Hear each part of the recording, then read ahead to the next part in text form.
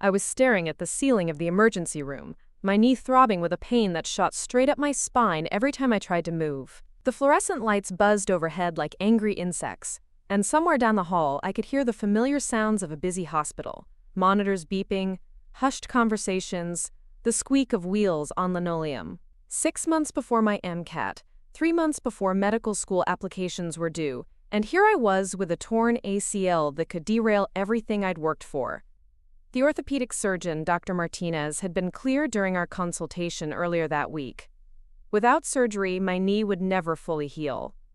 The instability would affect my ability to stand for long surgeries, to move quickly in emergency situations, to do everything I'd dreamed of doing as a doctor. The procedure itself wasn't complicated, but it wasn't cheap either.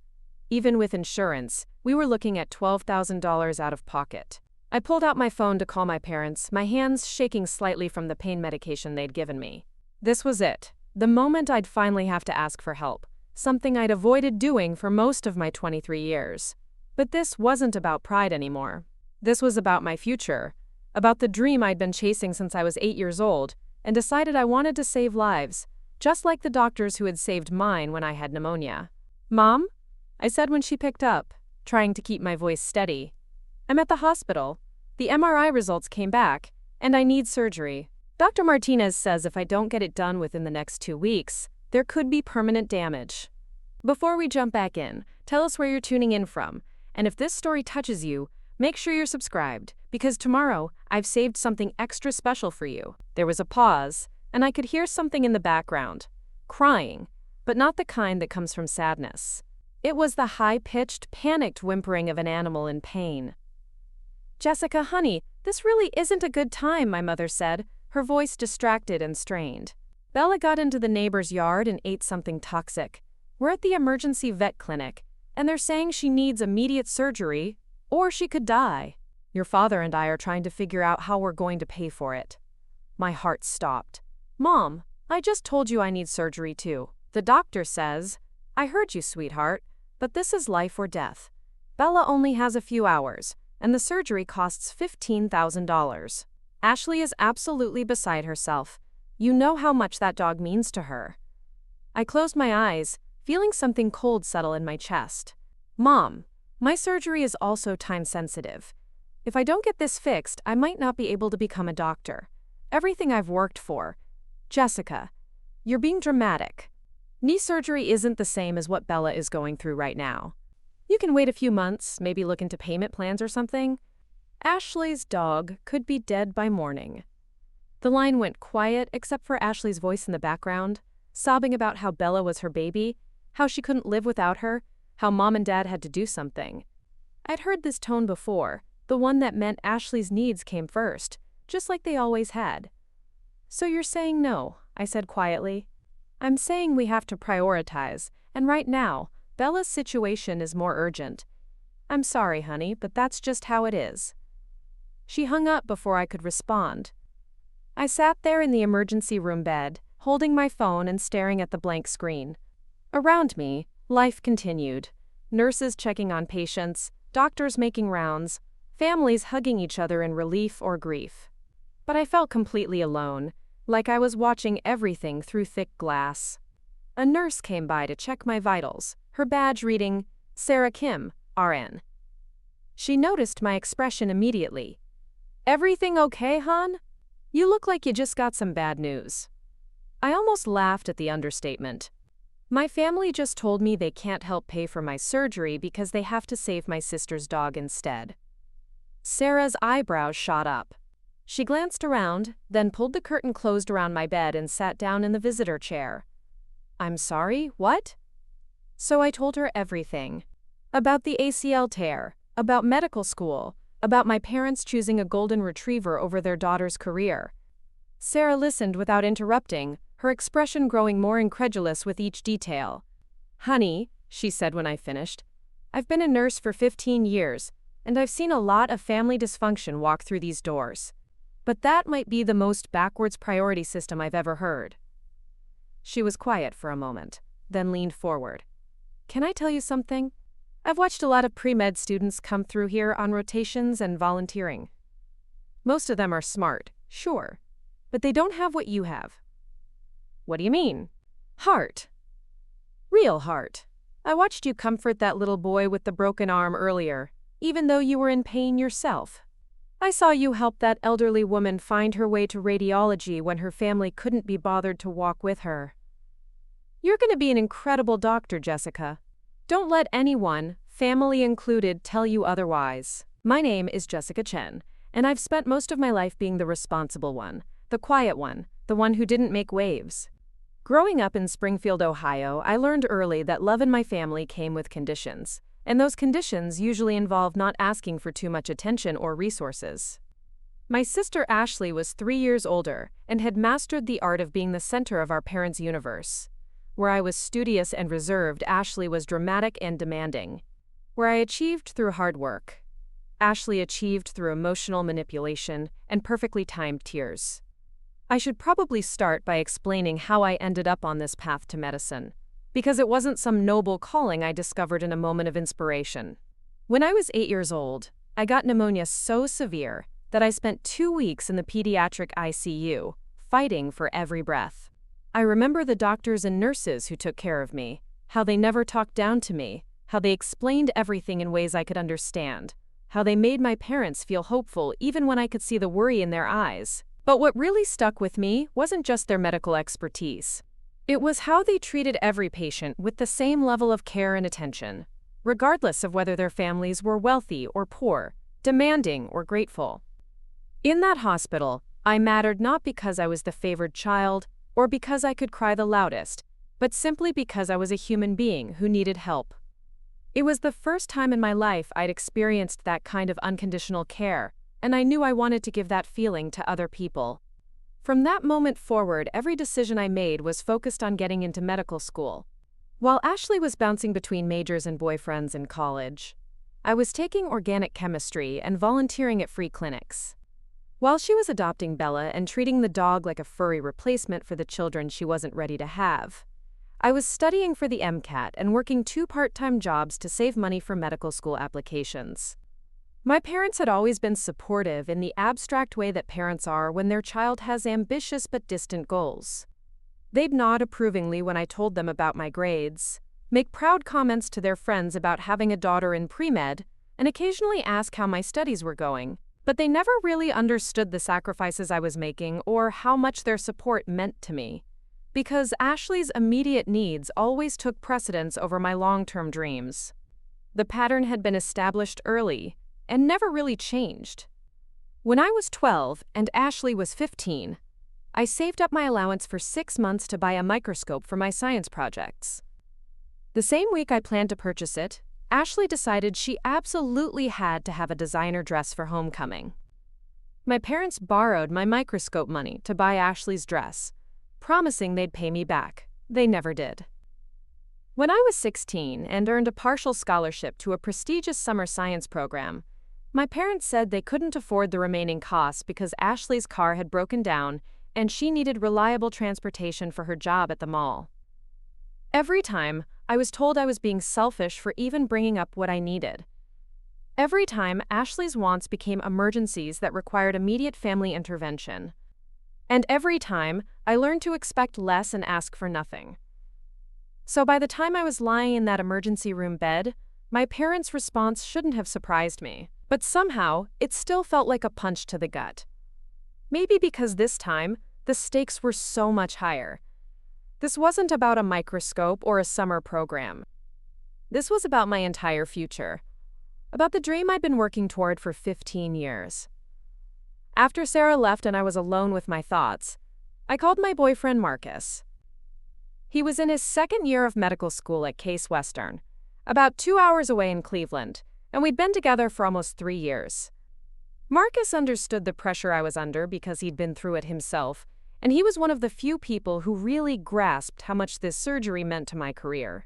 "Jess, how did the MRI go?" His voice was warm and concerned, and I almost started crying just hearing it. "Bad, really bad. I need surgery, and my parents just told me they can't help pay for it because they have to save Ashley's dog instead." There was a long pause. "I'm sorry, what? Did you just say they chose a dog over your surgery?" I explained the whole situation again, and I could practically hear Marcus getting more outraged with each detail. Jessica, that's insane. You know that, right? That's not normal family behavior. I know it's not ideal, but no, stop. Don't minimize this. Your parents just told you that your medical career is less important than your sister's pet. That's not about money or priorities. That's about them fundamentally not understanding who you are or what you've been working toward. Marcus was quiet for a moment, and I could hear him thinking, look, I have some money saved up from my summer research job. It's not enough to cover the whole surgery, but it's a start. And my dad knows people at the hospital where I'm doing rotations. Maybe we can figure something out. I felt a rush of gratitude so intense it made my chest ache. Here was someone who barely knew my family but understood immediately that their decision was wrong. Someone who was willing to sacrifice his own financial security to help me achieve my dreams. Marcus, I can't ask you to do that. What if we break up? What if something happens and I can't pay you back? Jess, first of all, we're not breaking up. I'm pretty sure I'm going to marry you someday, assuming you'll have me. Second, this isn't a loan. This is an investment in the future of someone I believe in completely. You're going to be an amazing doctor, and this surgery is just one step toward that goal. I started crying then, not from pain or disappointment, but from relief. For the first time in my life, someone was choosing me. Preparing and narrating this story took us a lot of time, so if you are enjoying it, subscribe to our channel. It means a lot to us. Now back to the story. Someone was saying that my dreams mattered, that I was worth investing in, that my future was important enough to fight for. But even as I felt grateful for Marcus's support, I couldn't shake the hurt of my parents' rejection. This wasn't just about money. This was about a lifetime of being told that my needs came second, that I was being selfish for wanting things, that I should be grateful for whatever scraps of attention and resources were left over after Ashley had taken her share. The next morning, I was discharged from the hospital with a knee brace, a prescription for pain medication, and instructions to schedule my surgery as soon as possible. I drove home to my tiny studio apartment near Ohio State's campus, where I'd been living alone since my junior year. The apartment was barely 400 square feet, with a kitchenette that consisted of a hot plate and a mini fridge, but it was mine. I'd furnished it entirely with items from garage sales and the campus surplus store, and every piece of furniture represented hours of work at my job at the campus library. I sat on my secondhand couch and looked around at my life, at the medical textbooks stacked on every available surface, at the MCAT prep materials covering my kitchen table, at the photos of me volunteering at the free clinic pinned to my bulletin board. Everything in this small space was pointing toward one goal, one future, one dream that my parents had just told me wasn't worth fighting for. My phone buzzed with a text from Ashley. Mom told me about your knee thing. Sorry that happened, but I'm sure you understand why Bella has to come first right now. She's literally dying, Jess. Your surgery can wait. I stared at the message for a long time, trying to process the casual cruelty of it. Ashley wasn't even pretending to feel bad about the situation. In her mind, her dog's life was obviously more valuable than my career, and I was supposed to agree with that assessment because that's how our family had always operated. I started typing a response several times, then deleted it. What was the point? Ashley had never understood what medical school meant to me, and she wasn't going to start now. To her, my pre-med studies were just something I did to keep busy, like a hobby that had gotten a little out of hand. She'd never seen the late nights I spent studying, the sacrifices I'd made, the way I'd structured my entire life around this goal. Instead of responding to Ashley, I called Dr. Martinez's office to see if there were any options for financing the surgery. The receptionist was sympathetic but clear. They could set up a payment plan, but it would require a significant down payment that I didn't have. I could apply for medical financing, but with my student loans and limited credit history, approval wasn't guaranteed. I spent the rest of the day researching every possible option: medical grants, emergency financial aid from the university, even crowdfunding websites. But the reality was stark. Without my parents' help, getting this surgery was going to be nearly impossible within the timeframe Dr. Martinez had recommended. That evening, Marcus drove down from Cleveland to see me. He found me sitting on my couch with my laptop, surrounded by printouts of loan applications and financial aid forms. My knee elevated on a stack of organic chemistry textbooks. "How's the research going?" he asked, settling down beside me and gently moving my leg so he could sit closer. Terrible. Everything requires either perfect credit, which I don't have, or a cosigner, which I also don't have. I'm starting to think I might have to defer medical school applications for a year, work full-time, and save up for the surgery. Marcus was quiet for a moment, then reached into his backpack and pulled out a folder. Before you make any decisions, I want you to look at something. He handed me the folder, and inside I found information about a program at Cleveland General Medical Center, a competitive fellowship for pre-med students that provided mentorship, research opportunities, and financial support for students from underrepresented backgrounds or those facing financial hardship. I talked to my attending physician, Dr. Torres, about your situation. He runs this program, and he thinks you'd be a perfect candidate. The fellowship includes a stipend for medical expenses, and if you're accepted, they can expedite the process so you could start right away. I read through the materials, my heart starting to race. The program was everything I'd dreamed of: real clinical experience, research opportunities, and most importantly, financial support that could cover not just my surgery, but also help with medical school applications and expenses. Marcus, this looks incredible, but I'm sure the competition is intense. And I'd have to move to Cleveland, find a new place to live, leave my job here. Jess, you're one of the smartest, most dedicated people I know. You have better grades than half the people already in medical school. You have more volunteer experience than most residents, and you have something that can't be taught: genuine compassion for patients. Dr. Torres specifically asked me to bring him your information after I told him about what happened with your family. I looked at the application requirements: transcripts, letters of recommendation, a personal statement, and an interview. The deadline was in 2 weeks, which was tight but doable. What if I don't get it? What if I move to Cleveland and everything falls apart? Marcus took my hands in his. Then we'll figure out another plan. But Jess, you can't let fear of failure keep you from trying.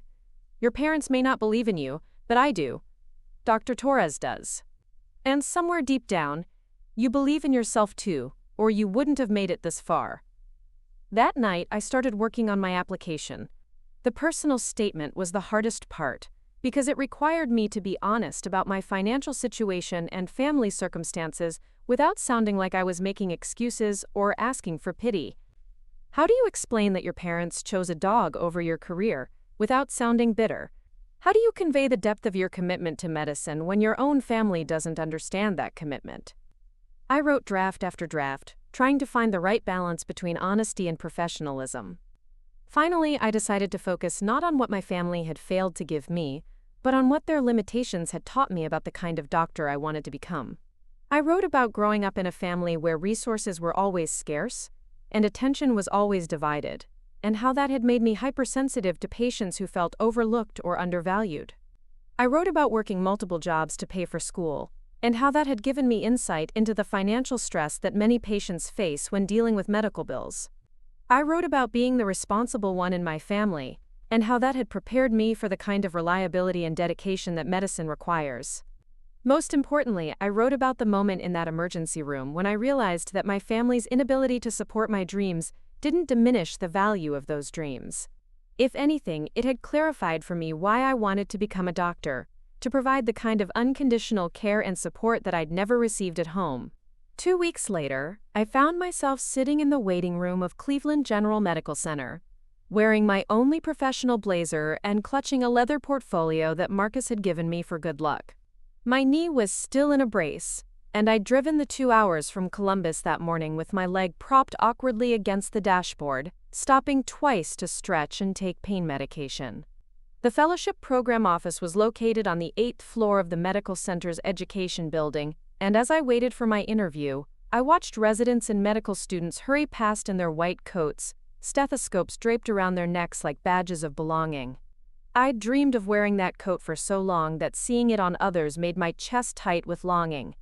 Dr. Michael Torres appeared in the doorway exactly at my scheduled time.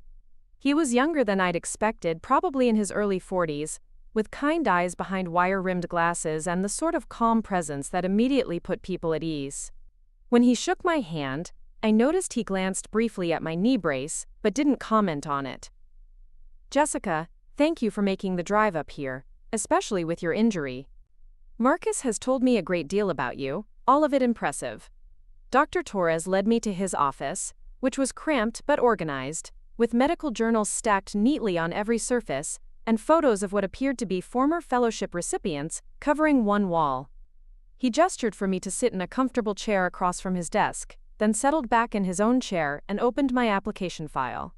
I've read your personal statement several times, and I have to say, it's one of the most honest and compelling essays I've encountered in my 10 years running this program. You write about using your family's limitations as motivation to better serve patients who feel overlooked. Can you elaborate on that? I took a deep breath, trying to organize my thoughts. This was the moment where I could either present a sanitized version of my story or trust Dr. Torres with the truth. Something about his demeanor made me choose honesty. Growing up, I learned that love and support often come with conditions, and those conditions aren't always fair or logical. My parents have always prioritized my sister's immediate wants over my long-term needs, not because they don't love me, but because they respond to whoever demands the most attention. That dynamic taught me to recognize when people feel invisible or unheard, because I know what that feels like. Dr. Torres nodded thoughtfully.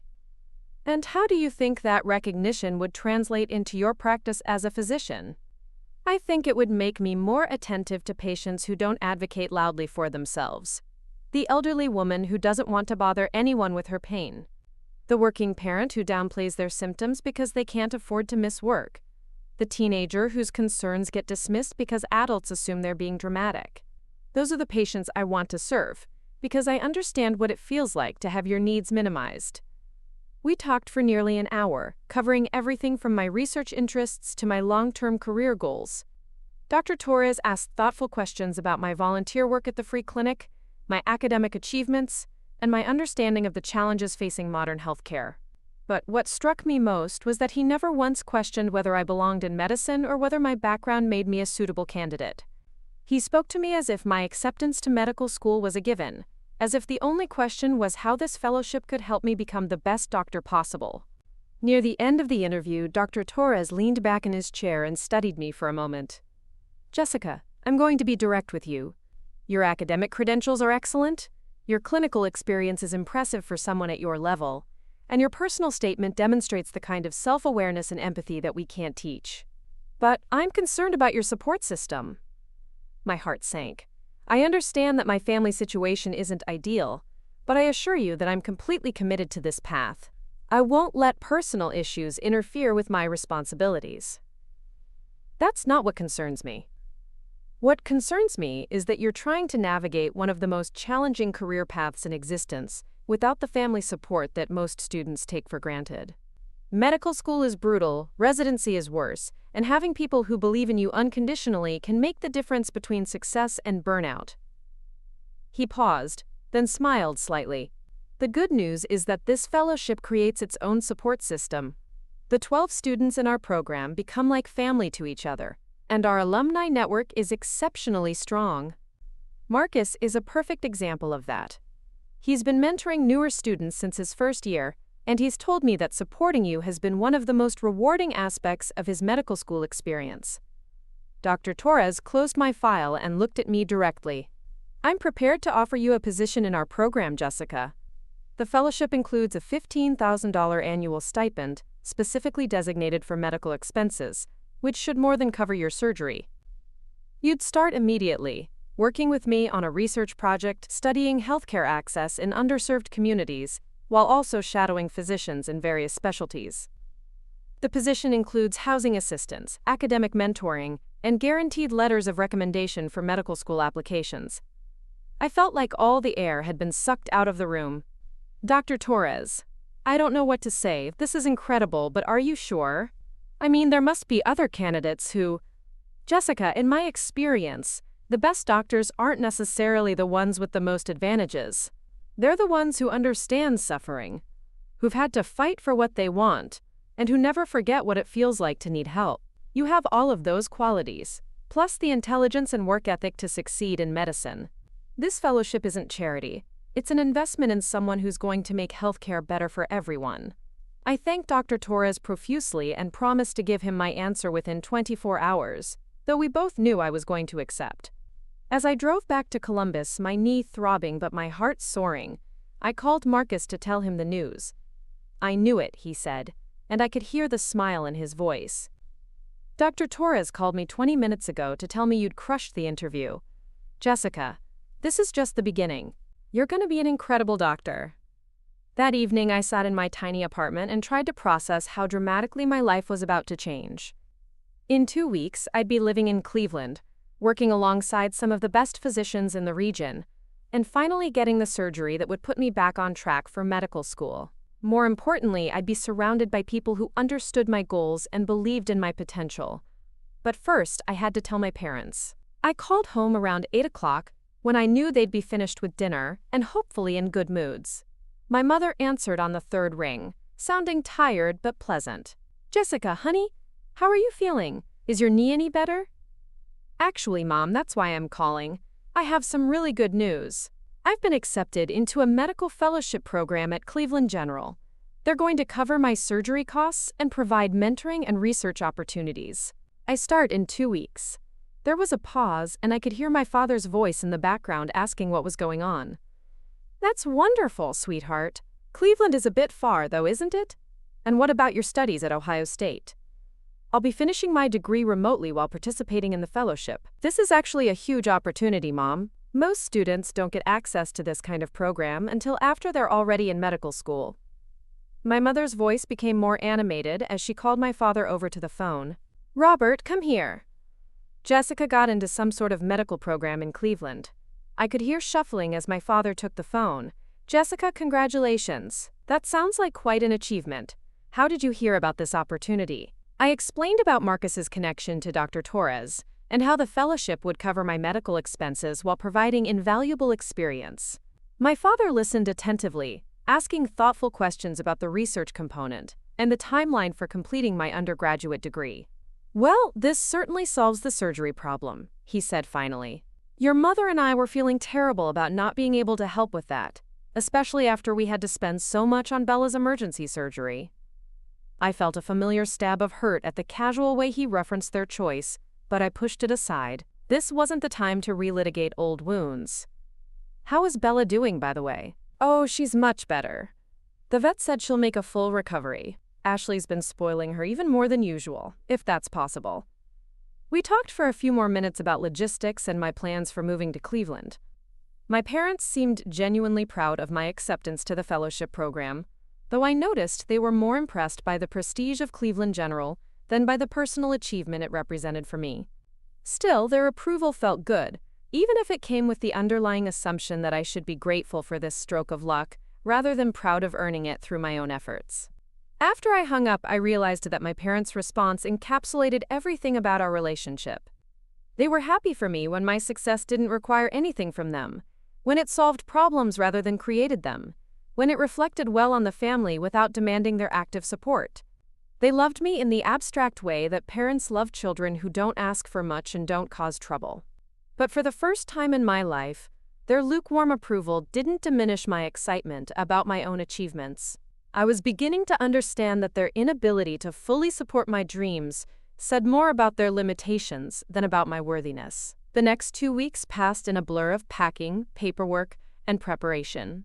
Marcus helped me find a small studio apartment near the medical center that was furnished and available for short-term rental.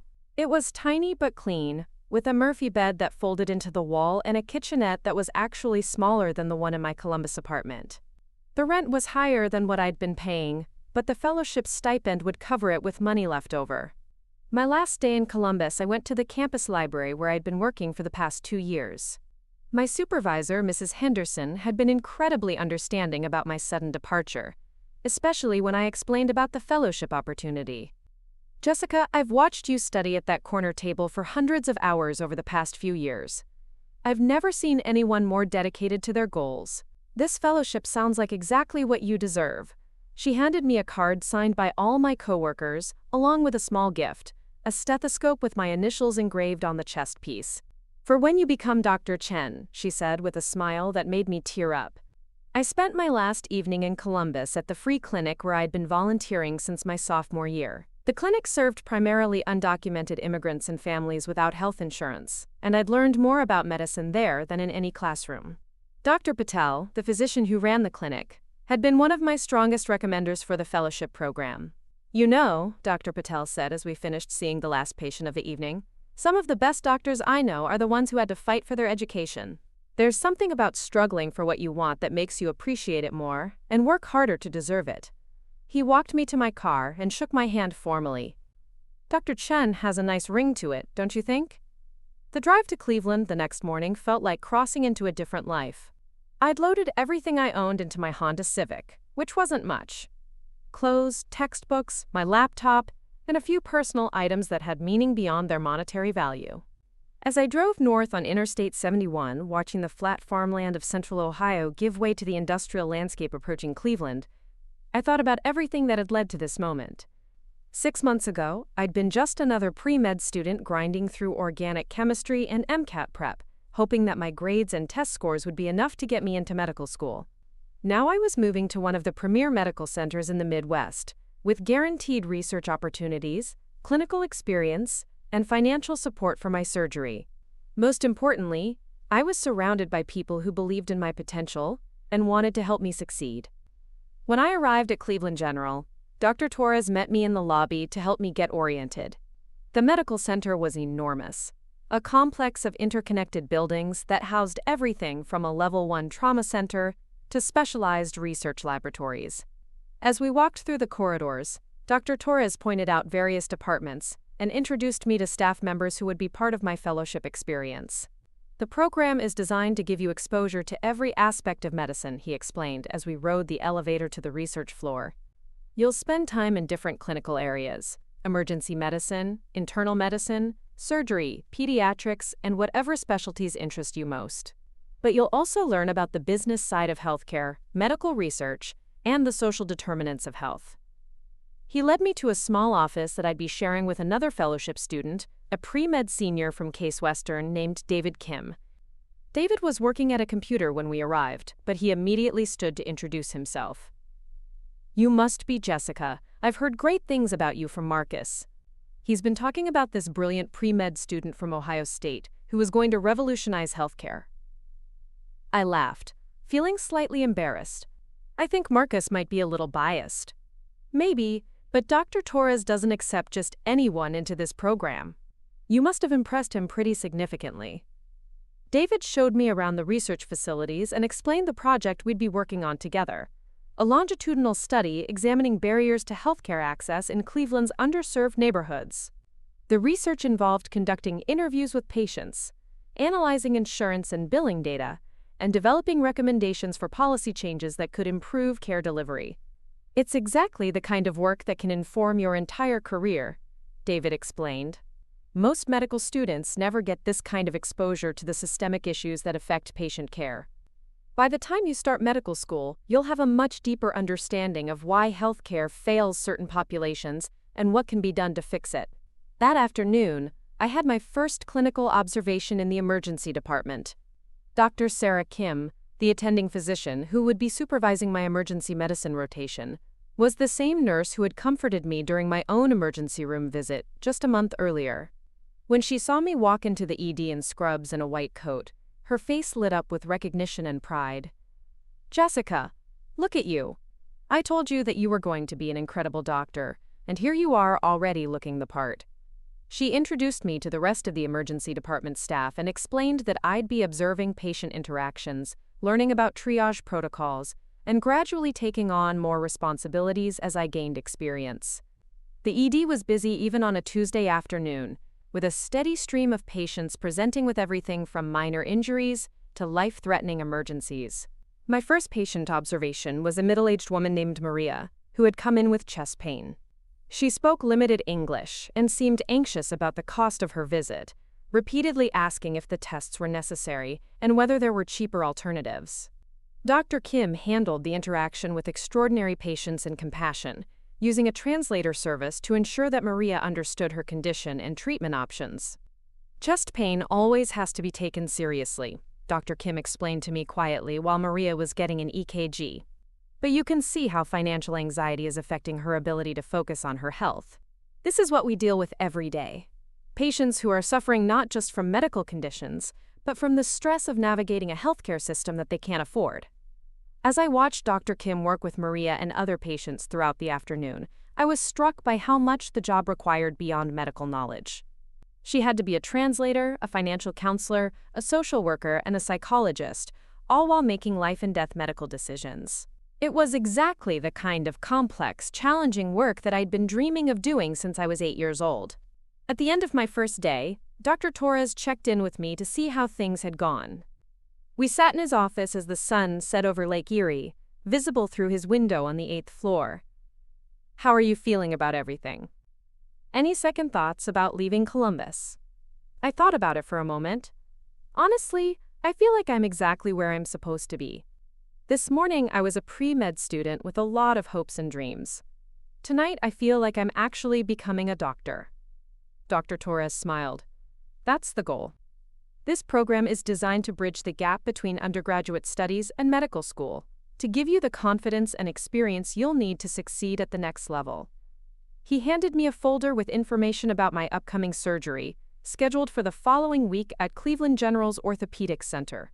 Dr. Richardson is one of the best orthopedic surgeons in the region. Your knee is going to be better than new, and more importantly, you'll be ready for the physical demands of medical school and residency. As I drove to my new apartment that evening, I thought about how dramatically my life had changed in just 4 weeks. A month ago, I'd been lying in an emergency room, devastated by my family's rejection and terrified that my medical career was over before it had begun. Now I was living in Cleveland, participating in cutting-edge research, observing in one of the premier emergency departments in the Midwest, and scheduled for surgery that would be completely covered by my fellowship stipend. But the most profound change wasn't in my circumstances. It was in my understanding of my own worth. For the first time in my life, I was surrounded by people who saw my potential and wanted to invest in my success. Dr. Torres' drive. Kim, David, Marcus, and all the other people I was meeting through the fellowship program were showing me what unconditional support looked like. They believed in me not because I was perfect or because I made their lives easier, but because they recognized something valuable in my character and abilities. That night, I called my parents to let them know I'd arrived safely and tell them about my first day. They listened politely as I described the research project and the clinical observations, though I could tell they didn't really understand the significance of what I was experiencing. "It sounds very impressive, dear," my mother said. "We're proud of you for making such a good impression on these important doctors." After I hung up, I realized that their response no longer bothered me the way it once would have. They were proud of me in their limited way, and that was enough. I didn't need them to understand the depth of my commitment to medicine or the magnitude of this opportunity. I had found my tribe, a community of people who shared my values and supported my dreams unconditionally. The fellowship was teaching me that family isn't just about blood relationships. Sometimes family is the people who see your potential when others don't, who invest in your dreams when others won't, and who celebrate your successes without needing credit for them. I was building a new family in Cleveland, one that was founded on shared purpose rather than shared genetics. And for the first time in my life, I felt like I truly belonged somewhere. The morning of my surgery arrived with an unexpected snowfall that blanketed Cleveland in pristine white. I woke up in my small apartment at 5:30, my stomach churning with nerves that had nothing to do with the procedure itself and everything to do with the phone call I'd received the night before. Ashley had called just as I was reviewing my pre-operative instructions, her voice bright with excitement. "Jess, you'll never guess what happened. Bella won a ribbon at the dog show this weekend. Mom and Dad are so proud they're having a celebration dinner tonight. Isn't that amazing?" I had listened, holding the phone away from my ear slightly, as Ashley gushed about Bella's performance in the agility competition and how the whole family was treating it like some major accomplishment. The irony wasn't lost on me that my sister was calling to share news about her dog's ribbon on the eve of my surgery, the surgery that my parents had deemed less important than that same dog's emergency veterinary care. "That's great, Ashley," I had managed to say. "I'm having my knee surgery tomorrow morning, by the way." "Oh, right, your knee thing. Well, I'm sure it'll go fine. Hey, did I tell you that Bella's trainer thinks she could compete at the state level next year?" The conversation had continued for another 10 minutes, with Ashley providing increasingly detailed descriptions of Bella's athletic prowess, while completely ignoring the fact that her sister was facing a major medical procedure. When I finally ended the call, I sat in my apartment feeling the familiar mixture of hurt and bewilderment that came from interactions with my family. But as I got dressed that morning, pulling on the loose-fitting clothes that Dr. Richardson's nurse had recommended for after surgery, I realized that Ashley's call had actually clarified something important for me. My family's inability to provide emotional support wasn't a reflection of my worthiness. It was simply who they were, and I was no longer willing to diminish my own achievements or minimize my own needs to accommodate their limitations. Marcus arrived at my apartment at 6:15, carrying a thermos of coffee and a smile that immediately calmed my nerves. He'd driven down from his apartment the night before so he could take me to the hospital and stay with me through the procedure. "How are you feeling?" he asked, pulling me into a gentle hug that was careful not to jostle my injured knee. "Nervous, but ready. I keep thinking about how different my life is going to be after today. Not just because my knee will be fixed, but because this whole experience has taught me so much about who I am and what I want." Marcus nodded thoughtfully as he helped me gather my things for the hospital.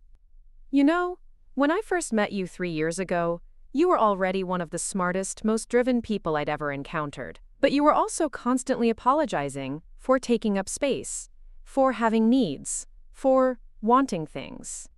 Watching you grow into someone who knows her own worth has been incredible." We drove to Cleveland General through streets that were still mostly empty, the snow muffling the usual sounds of the city. The hospital was already bustling with activity despite the early hour, and as we made our way to the surgical check-in area, I felt a sense of familiarity with the environment that surprised me. Just 3 weeks into my fellowship, this place was already starting to feel like home. Dr. Richardson met with me briefly before the surgery to review the procedure and answer any last-minute questions. He was a tall, soft-spoken man in his 50s who had performed thousands of ACL reconstructions and spoke about the surgery with the calm confidence of someone who considered it routine. "Your recovery should be straightforward, Jessica. You're young, healthy, and motivated. I expect you'll be back to full activity within 6 months, which should put you well ahead of your medical school timeline." The anesthesiologist, Dr. Patel, was equally reassuring. She explained exactly what would happen during the procedure and made sure I understood the postoperative pain management plan. As I was being wheeled into the operating room, I caught a glimpse of the surgical team preparing their instruments with the kind of precise, coordinated movements that I hope to master someday. The last thing I remembered was Dr. Patel's voice telling me to count backward from 10. I made it to 7 before everything went dark. I woke up in the recovery room 3 hours later with my knee wrapped in bandages and Marcus sitting in a chair beside my bed, reading a medical journal. When he saw my eyes open, he immediately put down the journal and leaned forward. "Hey there, future doctor. How are you feeling?" My throat was dry from the anesthesia, but I managed to croak out, "Like I've been hit by a truck, but a truck that fixed my knee." Marcus laughed and handed me a cup of ice chips. Dr. Richardson said the surgery went perfectly. "No complications, excellent graft placement, and you should have full range of motion once you complete physical therapy." As the anesthesia wore off and I became more alert, I realized that several people had stopped by to check on me. Dr.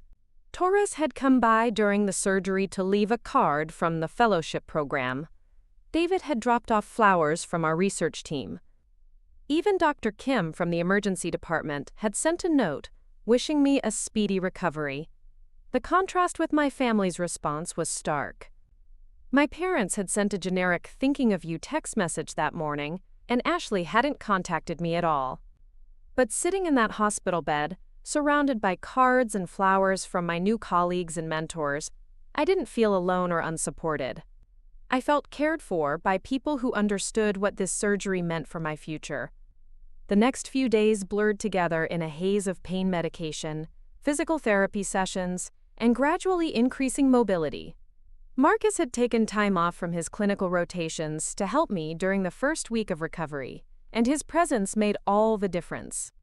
He helped me navigate the apartment with crutches, drove me to physical therapy appointments, and listened patiently as I vented about the frustration of being temporarily unable to participate fully in my fellowship activities.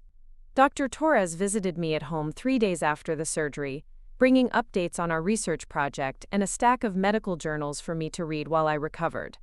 As we sat in my small living room, my leg elevated on pillows, he asked how I was handling the forced inactivity. Honestly, it's harder than I expected. Not the physical limitations, but being away from the hospital and the research. I keep worrying that I'm missing important learning opportunities. Dr. Torres smiled. Jessica, you've been in this program for 3 weeks, and you're already thinking like a physician. The fact that you're frustrated by not being able to work tells me everything I need to know about your commitment to medicine. He pulled out a laptop and showed me how I could access patient cases remotely, participate in virtual grand rounds, and continue contributing to our research project from home. Recovery is part of your medical education too. You're learning what it feels like to be a patient, to be dependent on others for care, to navigate the healthcare system from the other side. Those experiences will make you a better doctor. By the end of my first week of recovery, I was able to move around my apartment without crutches and was cleared to return to the hospital for limited activities.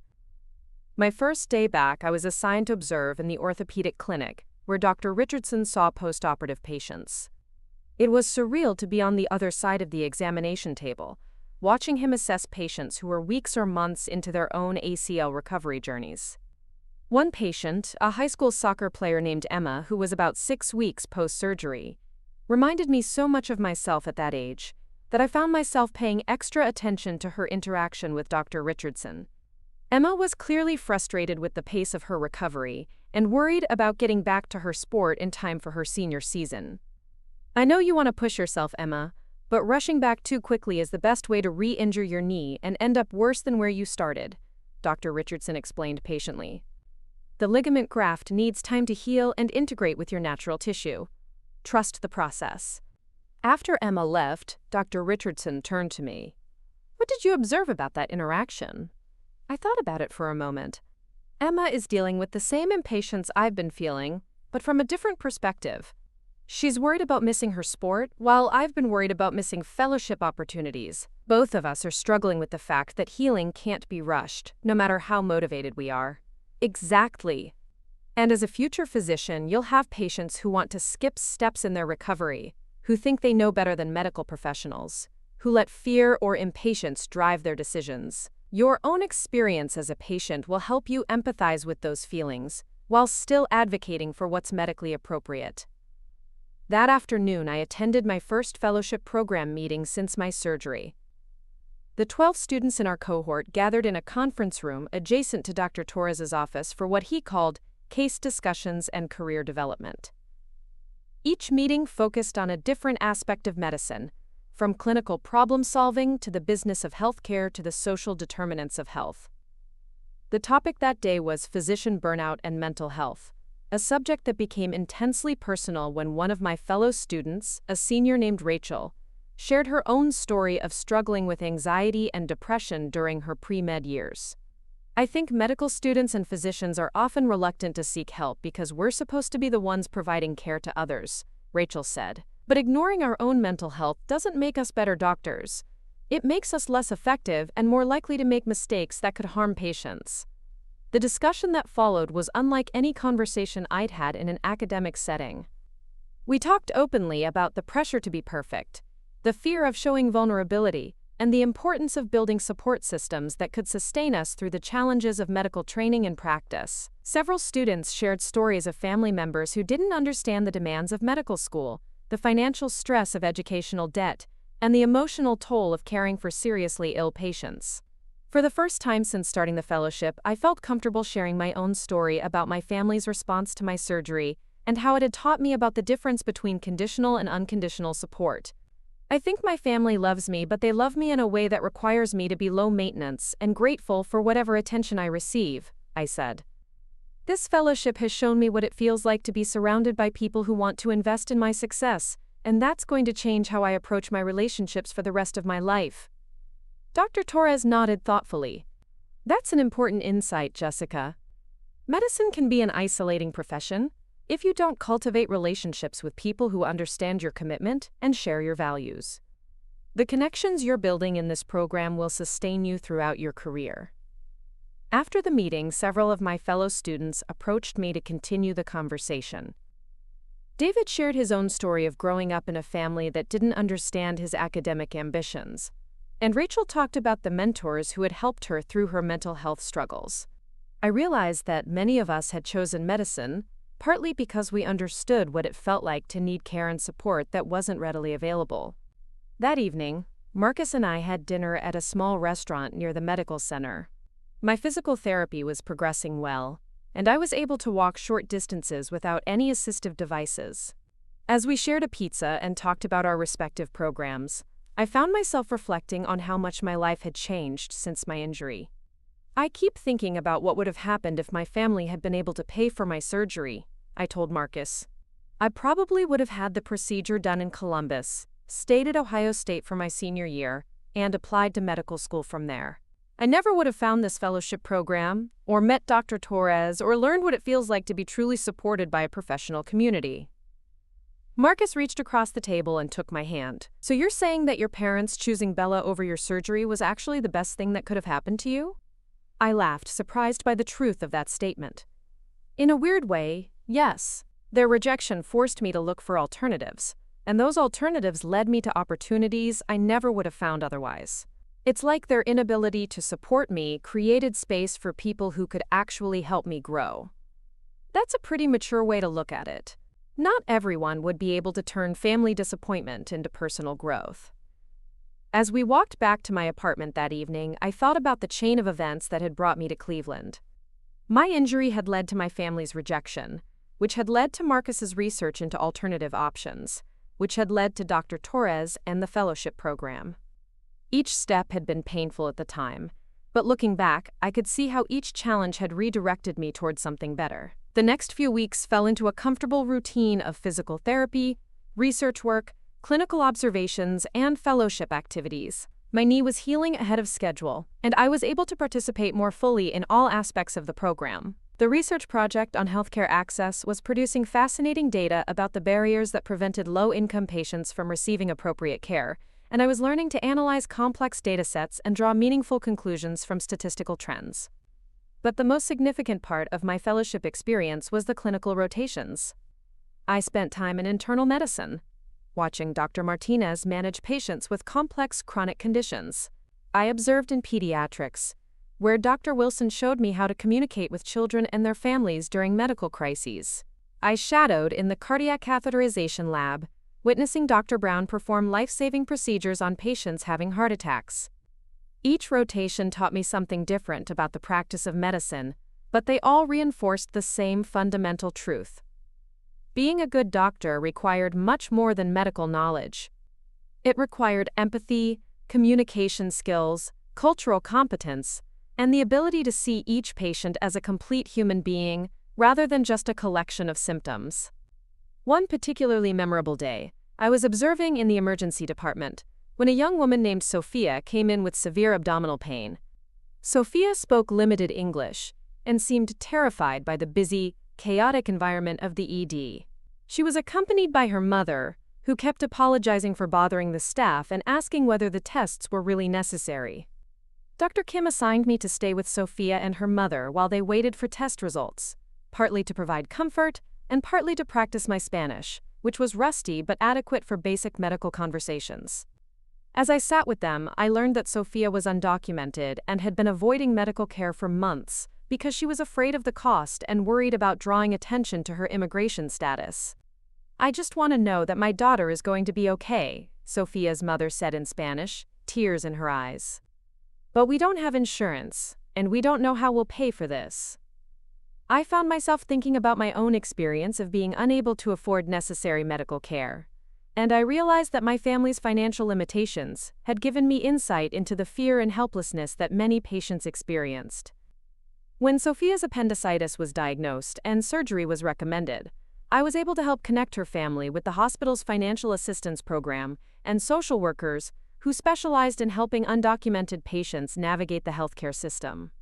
After Sophia was safely taken to surgery, Dr. Kim pulled me aside.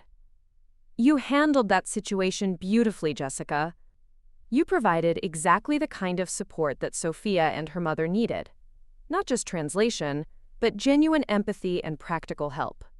That's the kind of doctor you're going to be. Later that evening, as I was updating my fellowship journal with reflections on the day's experiences, I received an unexpected phone call from my mother. She sounded excited, which was unusual for our typically brief and functional conversations. "Jessica, honey, I have wonderful news. Ashley's been accepted to graduate school for her MBA, and your father and I are throwing her a celebration party next weekend. All the relatives are coming, and we'd love for you to be there." I felt the familiar tightness in my chest that came with these family announcements. "That's great for Ashley, Mom. Congratulations to her. We were hoping you could drive down from Cleveland for the weekend. I know it's a bit of a trip, but family is so important, and everyone's been asking about you. I thought about my schedule for the following weekend. I was supposed to observe a cardiac surgery with Dr. Brown, participate in a research team meeting, and attend a professional development workshop on medical school application strategies. All of these activities were directly related to my career goals and represented opportunities that most pre-med students could only dream of. I'm not sure I can make it, Mom. I have some important fellowship obligations that weekend." There was a pause, and I could hear the disappointment in my mother's voice. "Jessica, surely those people would understand that family comes first. This is a big moment for Ashley, and your absence would be very hurtful." I found myself getting angry in a way that surprised me. "Mom, Ashley's graduate school acceptance is wonderful, and I'm happy for her. But I'm in the middle of a competitive fellowship program that's going to determine my entire medical career. These aren't casual commitments I can skip for a party. I don't understand why you always have to make everything so complicated. It's just one weekend." "It's not just one weekend, Mom. It's never just one weekend. Ashley's needs always take priority, and I'm always expected to adjust my plans to accommodate whatever's important to her." My mother's voice became defensive. "That's not fair, Jessica. We've always supported your education." "Have you? Because when I needed help paying for surgery that was essential to my medical career, you chose to spend that money on Ashley's dog instead. And now you're asking me to skip important professional obligations to celebrate Ashley's achievement. Can you see the pattern here?" The conversation continued for several more minutes, with my mother alternating between guilt trips and accusations that I was being selfish and ungrateful. But for the first time in my life, I didn't apologize or back down. I calmly explained that I wouldn't be able to attend the party, that my fellowship obligations were non-negotiable, and that I hoped Ashley would understand.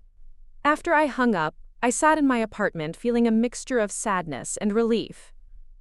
I was sad that my family still couldn't understand or support my priorities, but I was relieved that I had finally been able to stand up for myself without feeling guilty or defensive. The next morning, I shared the conversation with Dr. Torres during our weekly mentoring meeting. He listened thoughtfully as I described the pattern of family dynamics that had shaped my life and my ongoing struggle to set boundaries with people who didn't respect my goals. "Jessica, one of the hardest lessons that many physicians have to learn is that you can't save everyone, including family members who don't want to be saved. Your family has a particular way of operating, and they're going to continue operating that way regardless of how successful you become or how clearly you communicate your needs." He paused, then continued. "But that doesn't mean you have to participate in their dysfunction. You can love your family while also protecting yourself from their limitations. Setting boundaries isn't cruel. It's necessary for your own well-being and professional development." That weekend, while my family was celebrating Ashley's acceptance to graduate school, I was observing Dr. Brown perform a complex cardiac bypass surgery. As I watched him work with precision and calm focus, saving the life of a 60-year-old construction worker who had suffered a massive heart attack, I felt a profound sense of gratitude for the path that had led me to this moment. I thought about Sophia, the young woman with appendicitis whose family couldn't afford her medical care. I thought about Maria, the patient with chest pain who had been worried about the cost of her emergency room visit. I thought about all the patients I'd observed who were struggling not just with medical conditions, but with the stress of navigating a healthcare system that often felt indifferent to their needs. This was why I wanted to become a doctor, not for the prestige or the income, but to provide the kind of compassionate, competent care that could make the difference between despair and hope in someone's darkest moments. My family's inability to support that dream didn't diminish its value. If anything, their rejection had clarified my purpose and strengthened my resolve. As Dr. Brown successfully completed the surgery and the patient was wheeled to the cardiac ICU, I realized that I was exactly where I was supposed to be. Not at a party celebrating someone else's achievements, but in a place where I was learning to save lives and serve others. My family might never understand that choice, but I no longer needed their approval to know that it was the right one. 4 years later, I stood in the wings of the auditorium at Case Western Reserve University School of Medicine, adjusting my hood and smoothing down my graduation gown. The sounds of pomp and circumstance drifted through the heavy curtains, and I could hear the murmur of hundreds of families gathered to celebrate their new doctors. My hands trembled slightly as I checked my phone one more time, though I wasn't sure what I was hoping to see. Marcus appeared beside me, looking distinguished in his own graduation regalia. He'd finished his MD the year before and was now a first-year resident in emergency medicine at Cleveland General, but he'd taken the day off to watch me graduate.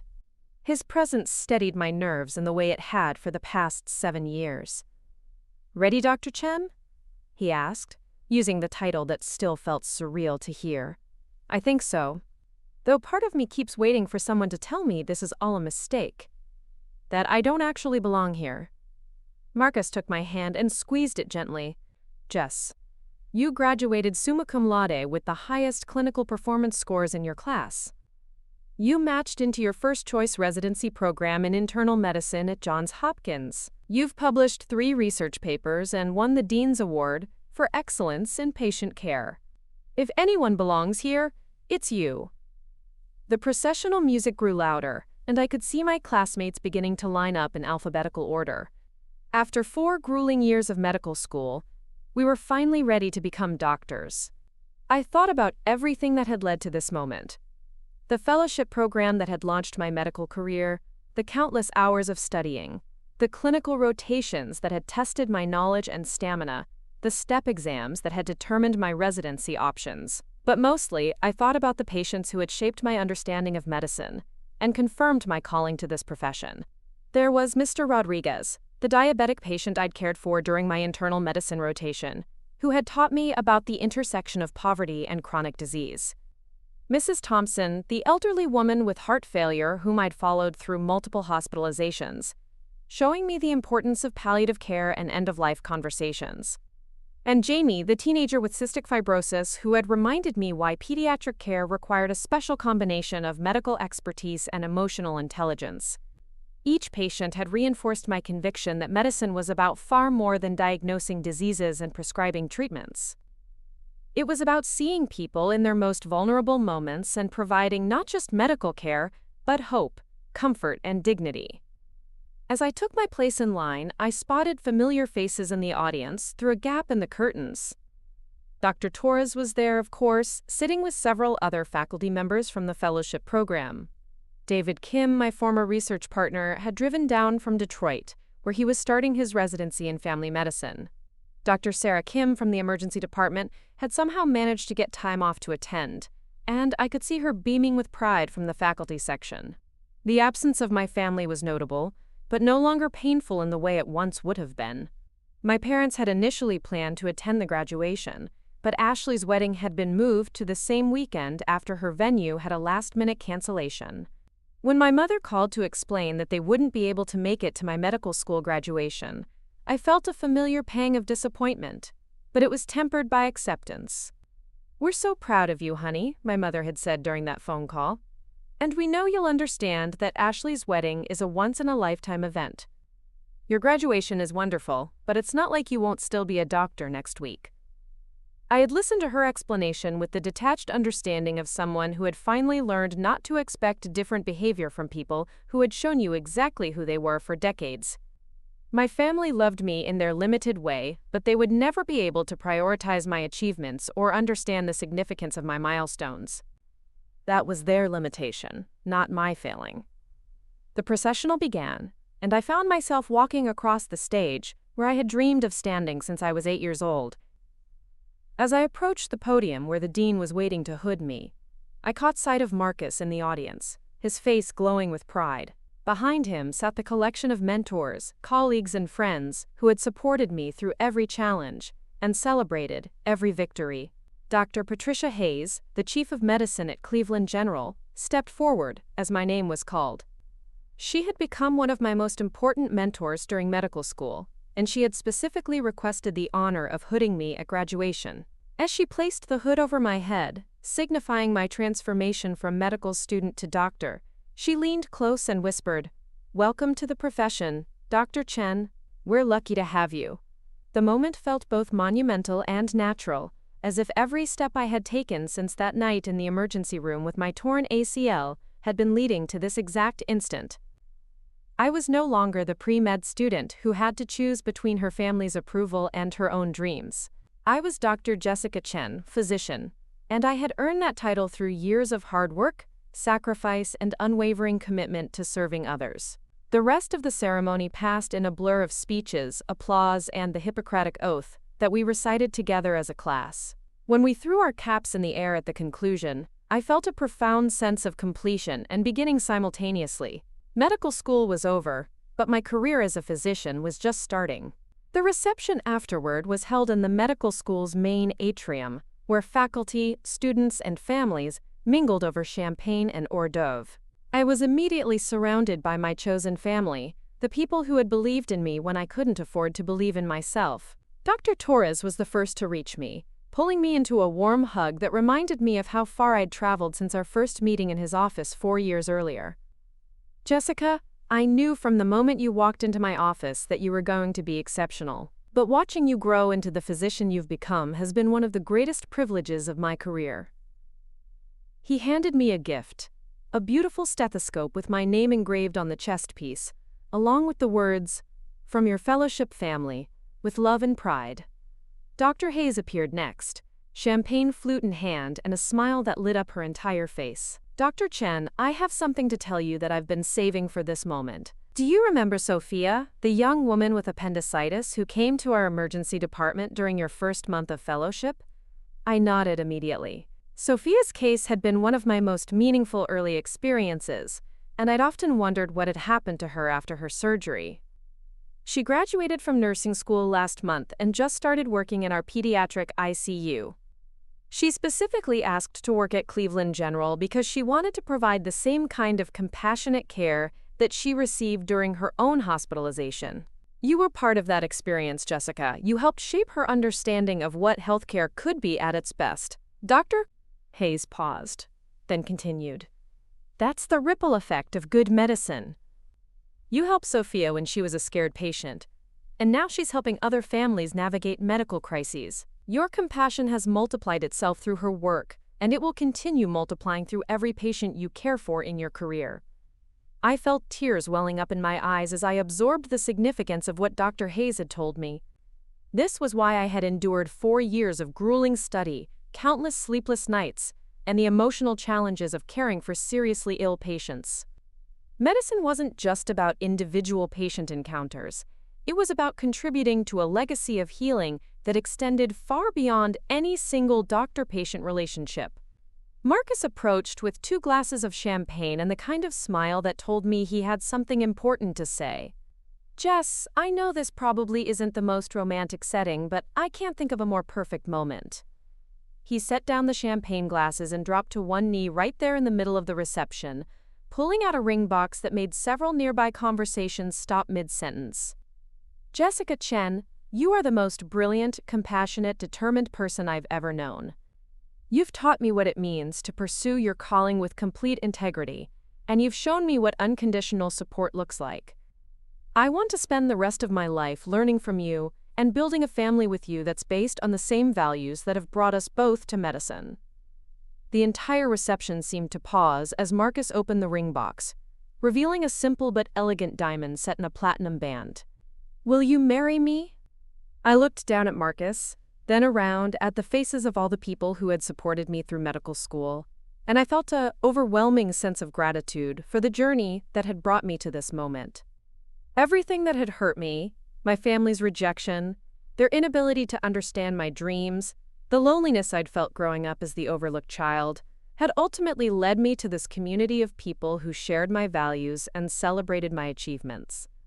Yes, I said, and the words seemed to echo through the atrium as our medical school family erupted in applause and cheers. As Marcus slipped the ring onto my finger, I caught sight of Dr. Torres wiping away tears and Dr. Hayes raising her champagne glass in a toast. David Kim was taking pictures, and several of my classmates were already planning an impromptu celebration. This was what family felt like. Not obligation or conditional love, but genuine joy in each other's happiness and success. The next few hours passed in a whirlwind of congratulations, photos, and conversations about the future. Several attendings from Johns Hopkins had come to the graduation specifically to meet their incoming residents, and I found myself discussing research opportunities and career goals with physicians whose work I had admired for years. Dr. Elizabeth Morgan, the director of the Internal Medicine Residency Program at Hopkins, pulled me aside near the end of the reception. "Jessica, I wanted you to know that your application was one of the strongest we've ever received. Your research with Dr. Torres on healthcare access, your clinical performance scores, and your letters of recommendation all painted a picture of someone who embodies everything we value in a physician." She paused, then smiled. "But what really set you apart was your personal statement. Your essay about using your own experience as a patient to better serve others was compelling, but it was your discussion of building chosen family in medicine that really resonated with our selection committee. We need more physicians who understand that healing happens in community, not just in individual doctor-patient relationships." As the reception wound down and people began to leave, I found myself standing in the atrium with Marcus, Drive, Torres, and Dr. Hayes, looking back on the past 4 years and forward to the challenges ahead. "You know," Dr. Torres said thoughtfully, "when I first met you, you were so worried about not having traditional family support for your medical career. But you've built something much stronger than that. You've created a professional family that will sustain you through residency, fellowship, and the rest of your career." Dr. Hayes nodded in agreement. "The medical profession can be isolating if you don't cultivate relationships with people who understand your calling. But you've shown an unusual ability to connect with mentors, colleagues, and patients. That's going to serve you well as you advance in your career." As we prepared to leave the reception, my phone buzzed with a text message. I glanced at it, expecting to see a congratulation from one of my classmates, but instead saw a message from Ashley. "Saw your graduation pics on Marcus's Instagram. Congratulations, I guess. By the way, Bella had puppies last week and they're adorable. Maybe you can visit when you're not so busy with doctor stuff." I showed the message to Marcus, who shook his head in amazement. "Even at your medical school graduation, she manages to make it about the dog." I laughed, surprised by how little Ashley's self-centered response bothered me. You know what's funny? 3 years ago, that message would have ruined my entire day. I would have spent hours analyzing what I'd done wrong to deserve such a dismissive response to one of the biggest achievements of my life. And now I see it as confirmation that I made the right choice in creating my own family. Ashley is who she is, and my parents are who they are. They're never going to change, and I'm never going to get the support from them that I once hoped for. But that's okay, because I've found something better. Marcus took my hand, the new engagement ring catching the light from the atrium's windows. "What's better? People who choose to be in my life because they believe in what I'm doing, not because they have to be. People who celebrate my successes without needing credit for them. People who understand that supporting each other's dreams makes everyone stronger." As we walked out of the medical school for the last time as students, I thought about the 8-year-old girl who had decided to become a doctor while lying in a pediatric ICU bed. That little girl had been motivated by the compassionate care she received from strangers, who had no obligation to love her, but chose to care for her anyway. Now, 20 years later, I was ready to provide that same kind of unconditional care to my own patients. I was ready to be the doctor who saw the scared teenager whose parents dismissed their symptoms, the elderly patient whose family was too busy to visit, the uninsured immigrant who was afraid to seek help. I was ready to be the doctor I had needed when I was 8 years old, and the doctor I had still needed when I was 23 and lying in an emergency room with a torn ACL and a family who prioritized a dog over my career. 6 months into my residency at Johns Hopkins, I received an unexpected phone call from my mother. It was a Tuesday evening, and I was just finishing a 30-hour shift in the internal medicine ward when my phone rang. "Jessica, honey, I hope I'm not calling it a bad time. I know how busy you are with your residency." I was surprised by the call, since our family's communication had dwindled to holiday cards and brief birthday phone calls over the past few years. "Hi, Mom. What's going on?" "Well, I'm calling with some difficult news. Your father had a heart attack yesterday, and he's in the ICU at Springfield General. The doctors say he's stable, but it was pretty serious." I felt my training kick in immediately, asking about his symptoms, the timeline of his care, and his current condition. My mother answered my questions as best she could, but it was clear that she was overwhelmed by the medical complexity of the situation. "The doctors are using a lot of terms we don't understand, and Ashley is beside herself. I was wondering if maybe you could help us make sense of what's happening." For a moment, I was transported back to all the times I had needed my family's support and been told that other things took priority. But as quickly as that hurt surfaced, it was replaced by something else: professional duty and genuine concern for my father's health. "Mom, I'll call the ICU and speak with his attending physician to get a better understanding of his condition. Then I can explain everything to you in terms that make sense." Over the next several hours, I coordinated with my father's medical team, reviewed his test results, and helped my family understand his treatment plan. It became clear that he would need cardiac bypass surgery, and my medical knowledge proved invaluable in helping them navigate decisions about his care. When I arrived in Springfield the next morning, having arranged to take emergency leave from my residency, I found my family in a state of barely controlled panic. Ashley was pacing the ICU waiting room, alternately crying and demanding that the nurses provide updates every few minutes. My mother was sitting in a corner chair, looking smaller and more fragile than I remembered. The moment they saw me walk into the waiting room, both of them seemed to exhale with relief. "Jessica, thank God you're here," my mother said, rising to hug me tightly. "We don't know what we would do without you."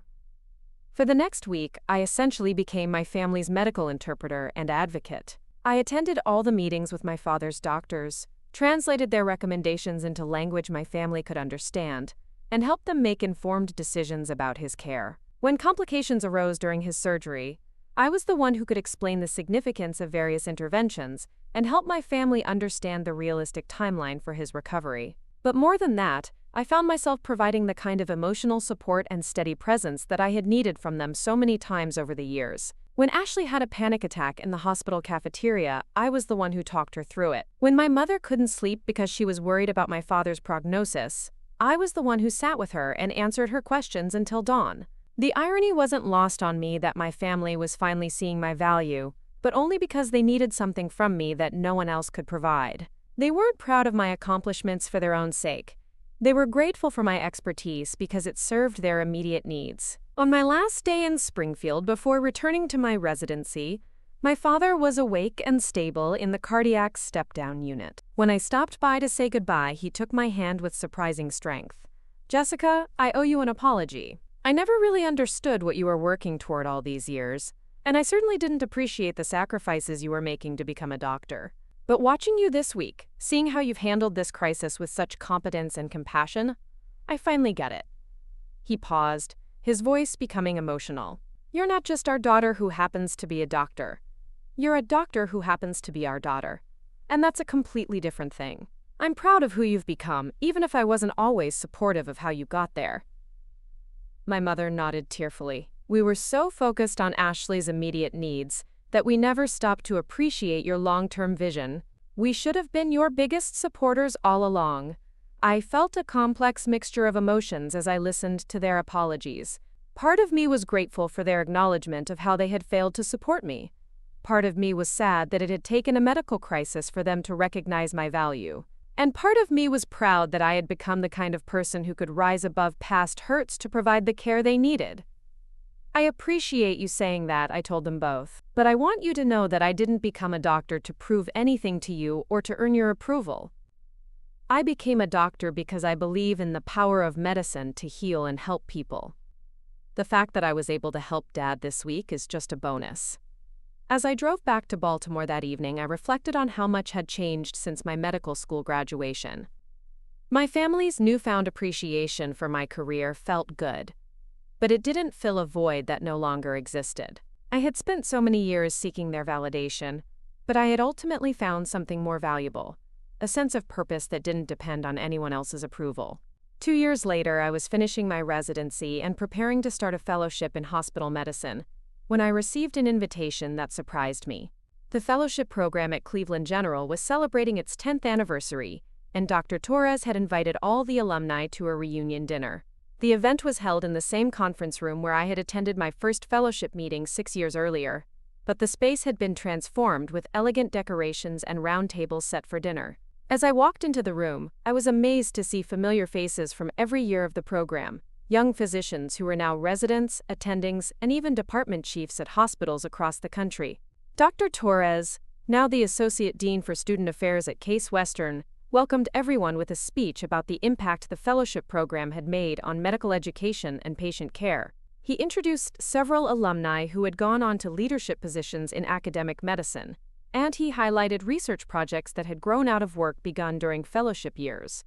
But the moment that brought tears to my eyes was when he called me to the front of the room. 6 years ago, a young pre-med student applied to our program after facing a family crisis that threatened to derail her medical career.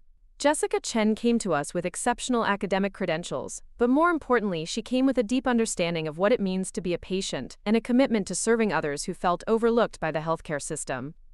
Dr. Torres paused as the room filled with applause. Today, Dr. Chen is completing her residency in internal medicine at Johns Hopkins, with the highest evaluations in her program. She's been accepted to a prestigious fellowship in hospital medicine, and she's already published research on improving healthcare access for underserved populations. But what I'm most proud of is that she's remained true to the values that brought her to medicine in the first place. He handed me a plaque recognizing my contributions to the fellowship program and asked me to say a few words to the current fellows in attendance. I looked out at the young faces in the audience, students who reminded me so much of myself at that age, full of dreams and determination, but uncertain about how to navigate the challenges ahead. When I started this fellowship, I thought I was just looking for financial support for a surgery that my family couldn't afford. I had no idea that I was actually joining a community that would become the foundation of my entire career. I paused, gathering my thoughts. If there's one thing I want you to take away from tonight, it's that medicine is not a profession you can practice in isolation. The patients we serve, the colleagues we work with, the mentors who guide us, they all become part of who we are as physicians. Don't underestimate the power of building genuine relationships with people who share your commitment to healing. After my remarks, I spent the evening reconnecting with former colleagues and meeting the current fellows. Each conversation reminded me of different phases of my journey and reinforced my gratitude for the path that had brought me to medicine. As the evening wound down, Dr. Torres pulled me aside for a private conversation. Jessica, I have a proposition for you. We're looking for a new associate director for the fellowship program, someone who can help us expand our focus on healthcare equity and patient advocacy. The position would involve teaching, mentoring, and research, but it would also allow you to shape the next generation of physicians who understand medicine as a calling rather than just a career. He smiled. I can't think of anyone better qualified to help students who are facing the same kinds of challenges you once faced.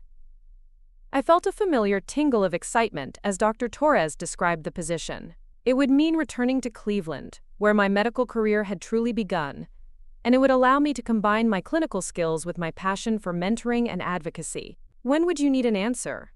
I asked. Take your time. Think about it, discuss it with Marcus, and let me know when you're ready. The position will be here when you are. As I drove back to Baltimore that night, I thought about the full circle my life had taken.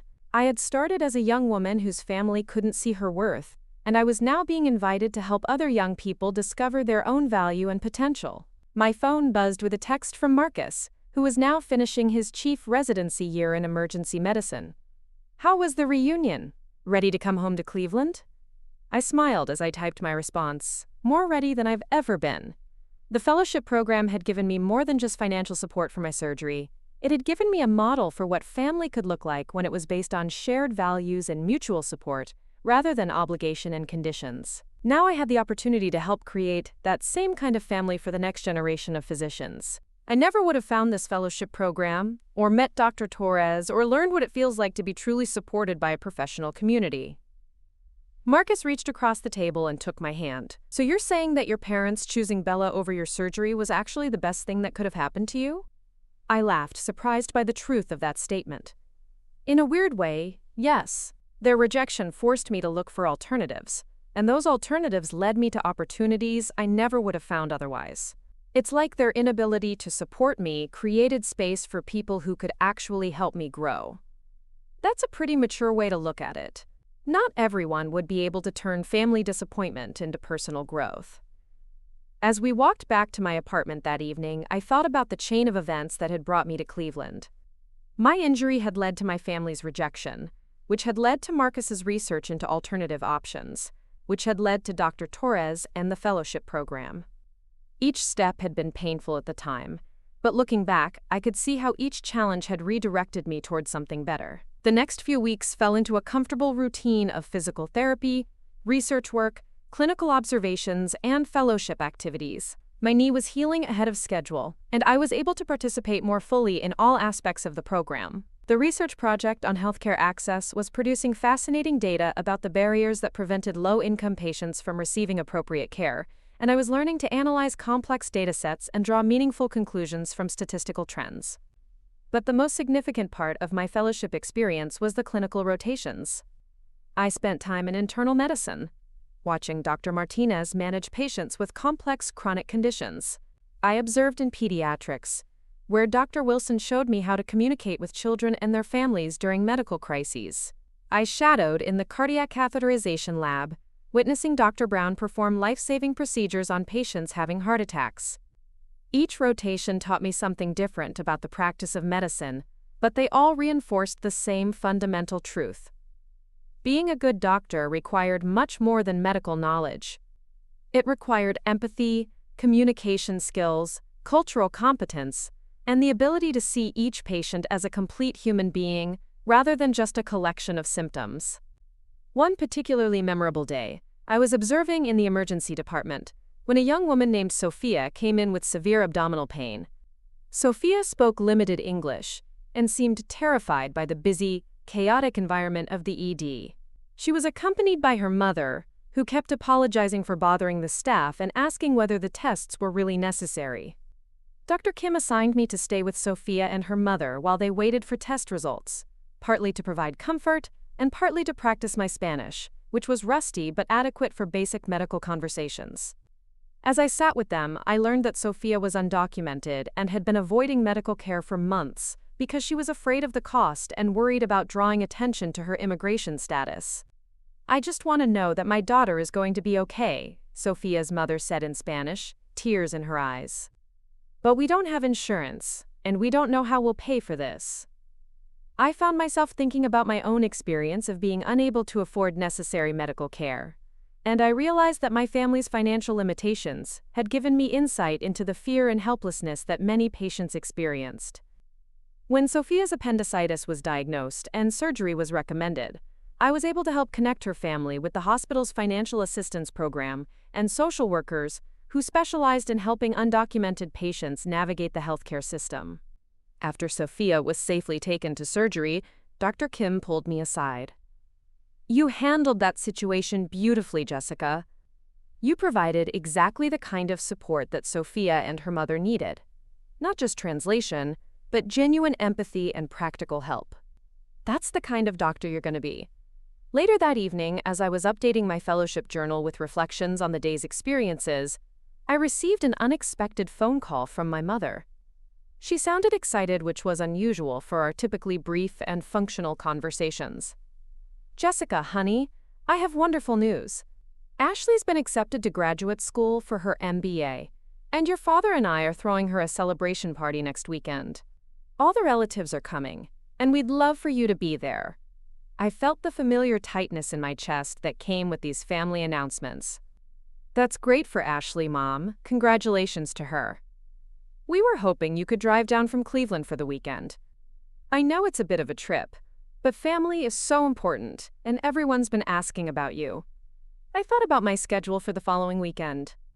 I was supposed to observe a cardiac surgery with Dr. Brown, participate in a research team meeting, and attend a professional development workshop on medical school application strategies. All of these activities were directly related to my career goals and represented opportunities that most pre-med students could only dream of. I'm not sure I can make it, Mom. I have some important fellowship obligations that weekend. There was a pause, and I could hear the disappointment in my mother's voice. Jessica, surely those people would understand that family comes first. This is a big moment for Ashley, and your absence would be very hurtful. I found myself getting angry in a way that surprised me. Mom, Ashley's graduate school acceptance is wonderful, and I'm happy for her. But I'm in the middle of a competitive fellowship program that's going to determine my entire medical career. These aren't casual commitments I can skip for a party. I don't understand why you always have to make everything so complicated. It's just one weekend. It's not just one weekend, Mom. It's never just one weekend. Ashley's needs always take priority, and I'm always expected to adjust my plans to accommodate whatever's important to her. My mother's voice became defensive. That's not fair, Jessica. We've always supported your education. She's the one I told you about who became a doctor. Michael approached with the reluctant politeness of a well-raised teenager fulfilling a family obligation. But when I started talking to him about his interests and future plans, his demeanor changed completely. He was fascinated by engineering and had been considering biomedical engineering as a potential career path. Could I maybe shadow someone here sometime? He asked with genuine enthusiasm. I'd love to see how medical devices are designed and implemented in a real hospital setting. I found myself looking at Michael with the same recognition I felt when reviewing fellowship applications from students who had the spark of genuine curiosity and service orientation. Absolutely. I'll connect you with our biomedical engineering team. We always need bright young people who are interested in improving healthcare technology. As we talked, I realized that Michael represented something I hadn't expected. The possibility that my commitment to medicine and service might inspire the next generation of my family in ways that my own generation had never been able to understand. Later in the evening, as the reception was winding down, Dr. Torres pulled me aside for a private conversation. We walked out onto the medical center's terrace, which overlooked the Cleveland skyline and Lake Erie in the distance. Jessica, I wanted to talk to you about something I've been considering for several months. I'm planning to retire next year, and the board has asked me to recommend my successor as the program director. I felt my heart skip a beat. The fellowship program had been Dr. Torres's life work, and the idea of him stepping away felt both momentous and bittersweet. I can't imagine this place without you. You've been the heart and soul of everything we've accomplished here. Dr. Torres smiled, the same warm expression I remembered from our first meeting all those years ago. That's exactly why I know the program will be in excellent hands when I recommend you as my replacement. I stared at him, trying to process what he was saying. Dr. Torres, I'm honored that you would consider me, but are you sure? Taking over the program would be an enormous responsibility. Jessica, you've been preparing for this role since the day you walked into my office as a desperate pre-med student. You understand the mission of this program in a way that comes from lived experience. You've built relationships with community partners, secured funding for expansion, and mentored dozens of students who are now practicing physicians. Most importantly, you've never forgotten what it feels like to need support and advocacy.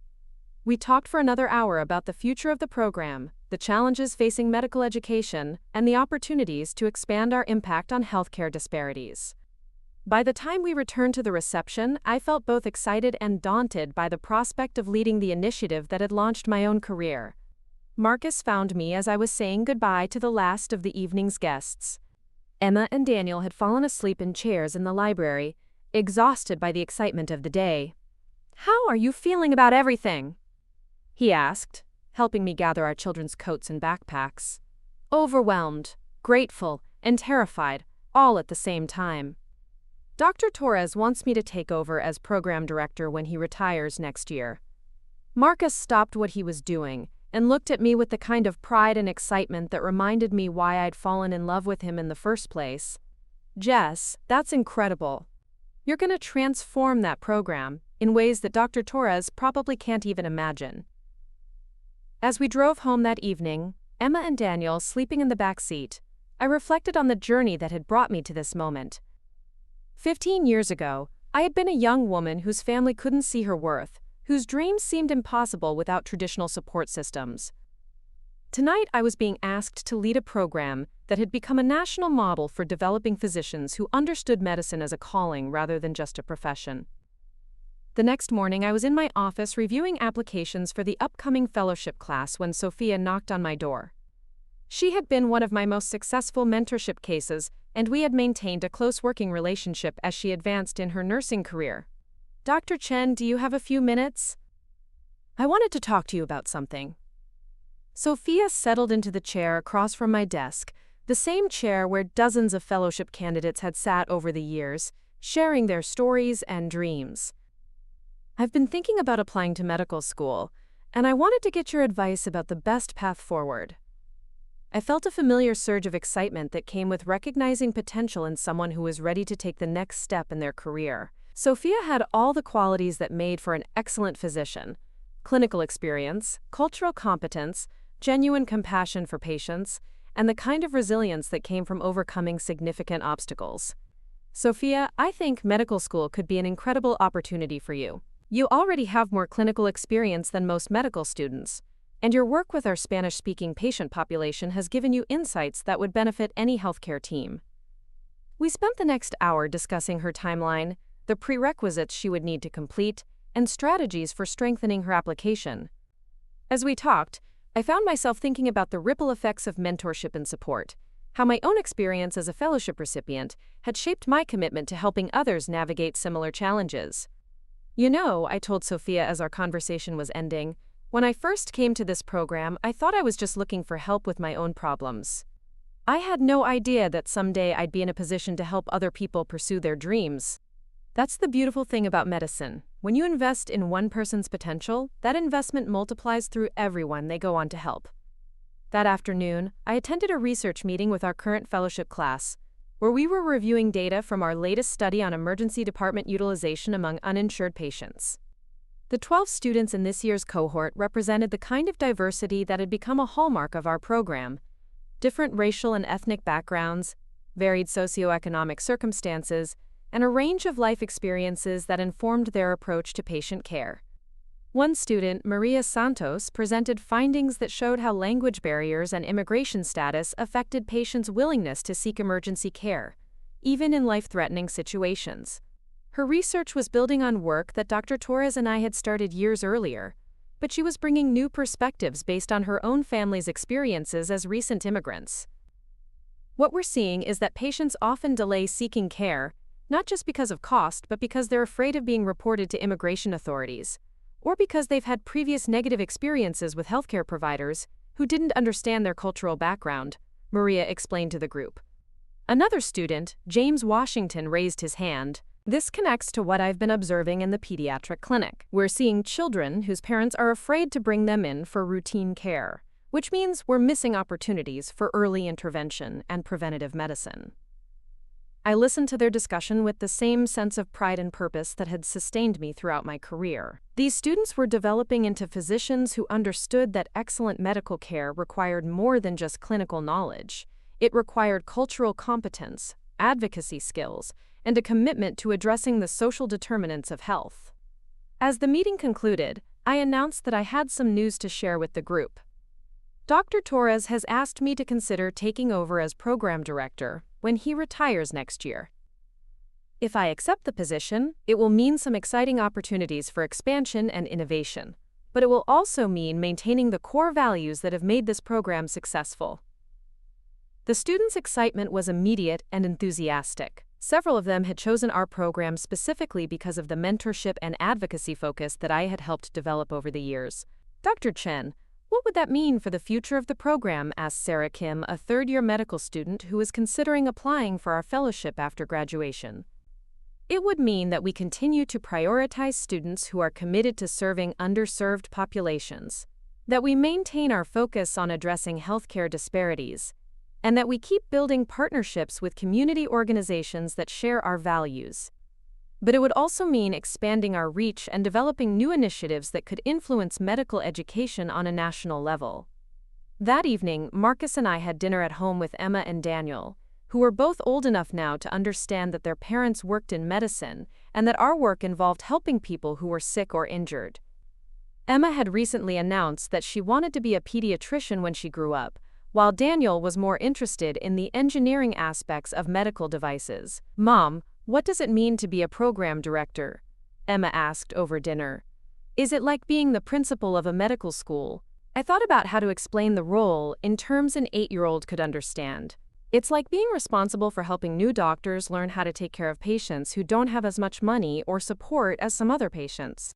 My job would be to make sure those doctors know how to be kind and helpful to everyone, no matter what. Daniel, ever practical, asked, "Will you make more money if you get the new job?" Marcus and I exchanged a look that contained years of conversations about balancing financial security with meaningful work. We had been fortunate in our careers, earning enough to live comfortably and provide for our children's education, but money had never been our primary motivation. "The new job would pay about the same as my current job," I told Daniel. "But sometimes the most important work isn't the work that pays the most money. Sometimes it's the work that helps the most people." After dinner, while Marcus was helping the children with their homework, I called Dr. Torres to tell him that I was ready to accept the position as program director. The conversation was emotional for both of us, as we discussed the transition timeline and his plans for remaining involved as a mentor and advisor. "Jessica, taking over this program feels like passing a torch to exactly the right person. You understand our mission not just intellectually but from the heart. That's going to make all the difference as you lead us into the next phase of our work." 2 months later, I was officially named the new director of the Chen Fellowship Program for Medical Excellence in Community Service. The announcement was covered in several medical journals and generated interest from institutions across the country that wanted to develop similar programs.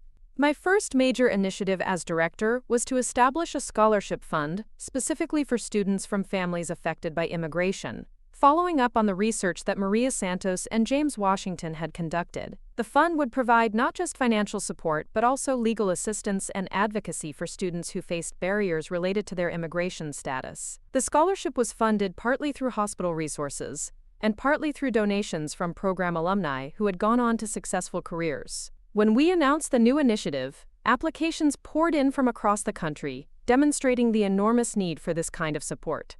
One of our first scholarship recipients was a young woman named Esperanza Rodriguez, whose family had brought her to the United States as a child, and who had been undocumented until recently receiving protection under a federal program for childhood arrivals. Esperanza had completed her undergraduate degree with a 4.0 GPA while working full-time to support her family, and her personal statement about wanting to serve immigrant communities was one of the most moving essays I had ever read. "Dr. Chen, I can't tell you what this opportunity means to me and my family," Esperanza said during our first mentoring meeting. "For years I thought medical school was impossible because of my status. This scholarship doesn't just provide financial support, it tells me that someone believes in my potential to become a doctor." As I worked with Esperanza and other scholarship recipients, I found myself thinking often about the conversations I'd had with my own family over the years. My mother and Ashley had gradually developed a better understanding of my work, particularly after my father's illness had shown them the impact that compassionate, competent medical care could have on a family in crisis. Ashley's son Michael had ended up shadowing in our biomedical engineering department for a week during his summer break, and the experience had convinced him to pursue biomedical engineering in college, with the goal of developing medical devices for underserved populations. His enthusiasm for the field reminded me of my own passion at that age, and I found myself feeling genuinely excited about mentoring the next generation of my family. 3 years into my tenure as program director, I received a phone call that brought everything full circle in a way I could never have anticipated. The caller was Dr. Patricia Hayes, who had hooded me at my medical school graduation and had since become the Dean of Student Affairs at Case Western Reserve University. "Jessica, I'm calling because we have a situation that I think you might be uniquely qualified to help with. We have a pre-med student whose family is facing a financial crisis that's threatening her ability to continue her education. Her story reminds me very much of your own experience, and I wondered if you might be willing to meet with her." The student's name was Rebecca Chen, no relation to me despite the shared surname, and her situation was heartbreakingly familiar.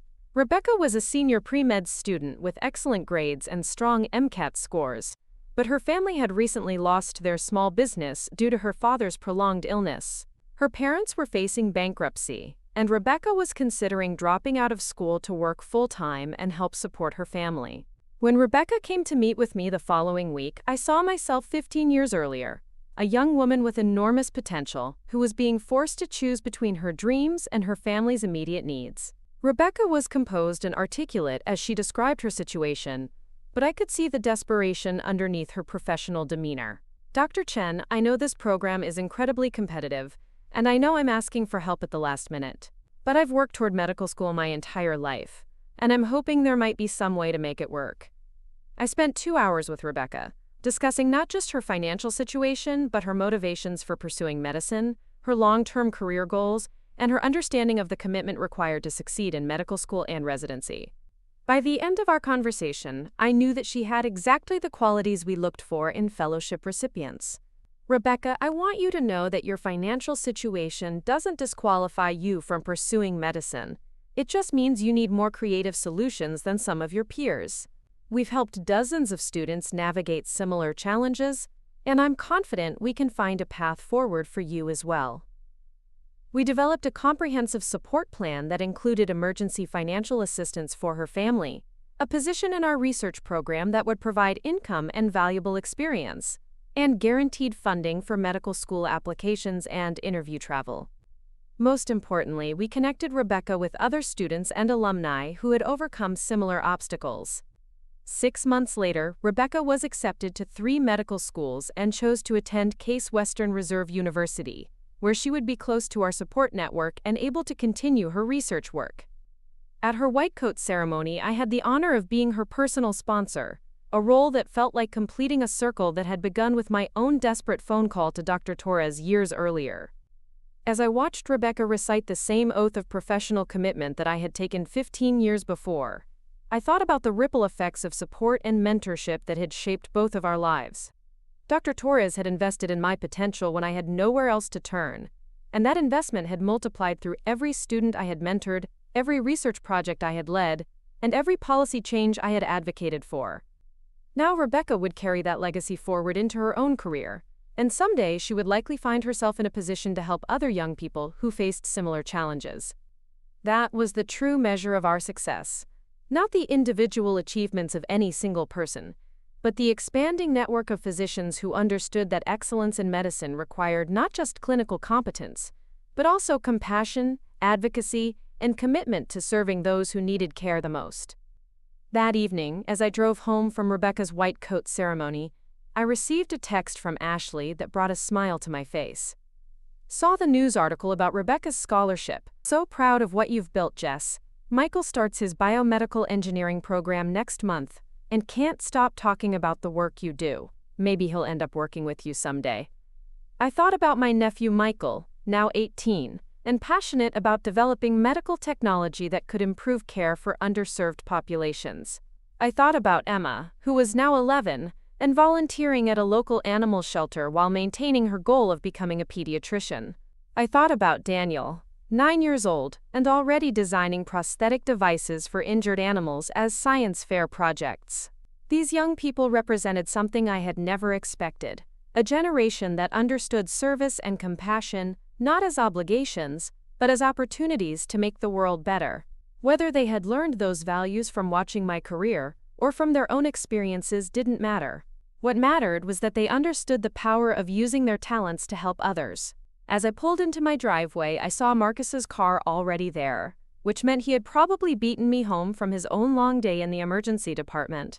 Through the kitchen window, I could see him helping Daniel with homework while Emma set the table for dinner. This was my family.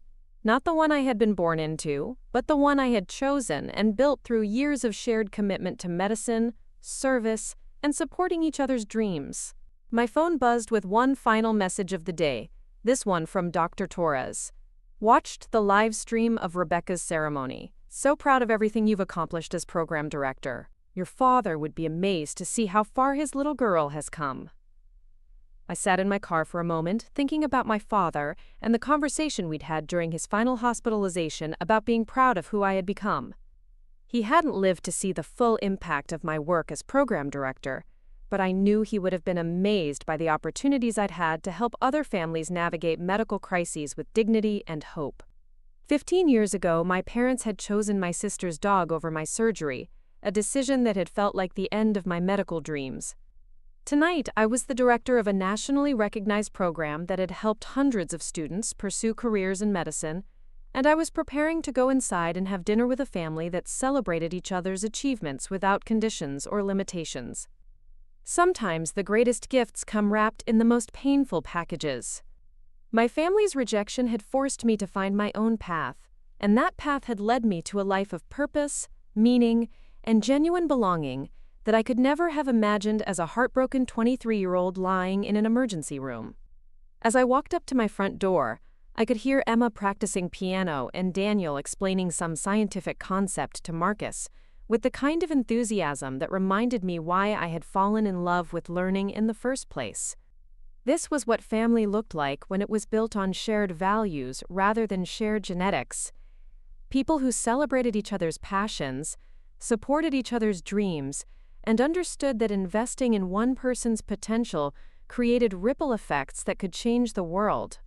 Tomorrow, I would return to my office and continue the work of mentoring the next generation of physicians, but tonight I was simply grateful to be home with the people who had chosen to love me unconditionally, and who reminded me every day that the best family is the one you build, through intentional care, mutual respect, and shared commitment to making the world a little bit better. Up next, you've got 2 more standout stories right on your screen. If this one hit the mark, you won't want to pass these up. Just click and check them out.